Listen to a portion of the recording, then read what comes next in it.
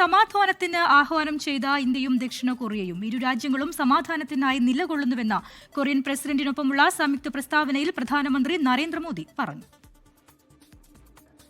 वैश्विक तनाव के इस दौर में भारत और कोरिया मिलकर शांति और स्थिरता का संदेश देते हैं.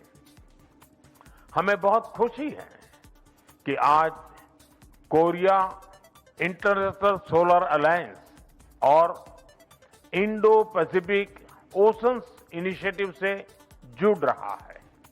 हम अपने साझा प्रयासों से एक पीसफुल, प्रोग्रेसिव और इंक्लूसिव इंडो पैसिफिक के लिए योगदान देते रहेंगे. വിവിധ മേഖലകളിലെ സഹകരണത്തിനായി ഇരു രാജ്യങ്ങൾ തമ്മിൽ ധാരണാപത്രങ്ങളിലും ഒപ്പുവെച്ചിട്ടുണ്ട്. ആർ അച്യുതനുണ്ട് ഡൽഹിയിൽ നിന്ന്. അച്യുതൻ, എന്തൊക്കെയാണ് കൂടുതൽ വിവരങ്ങൾ?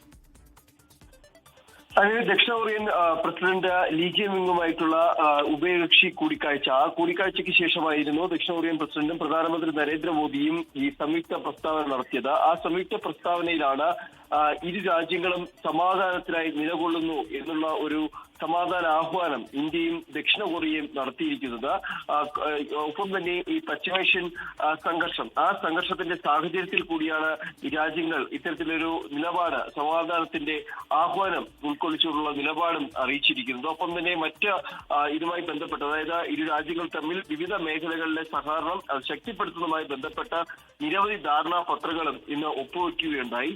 ഇന്ത്യയും കൊറിയൻ വ്യാപാര ബന്ധം $27 ബില്യൺ എത്തിയെന്നും അത് 2030 ആകുമ്പോഴേക്കും $50 ബില്യൺ ആകും എന്നതാണ് ലക്ഷ്യമെന്നും പ്രധാനമന്ത്രി പറയുകയുണ്ടായി.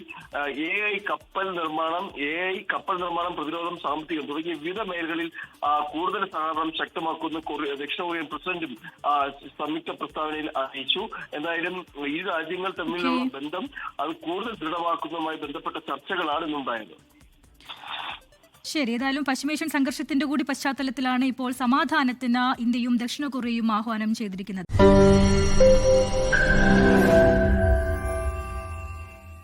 ലോകത്തെവിടെയായാലും ഏത് സമയത്തും 24 വാർത്തകളും ഓഗ്മെന്റഡ് റിയാലിറ്റി പാക്കേജുകളും എക്സ്പ്ലെയിനറുകളും വിശദമായി കാണാൻ ഞങ്ങളുടെ യൂട്യൂബ് ചാനൽ നിങ്ങൾക്ക് സബ്സ്ക്രൈബ് ചെയ്യാം.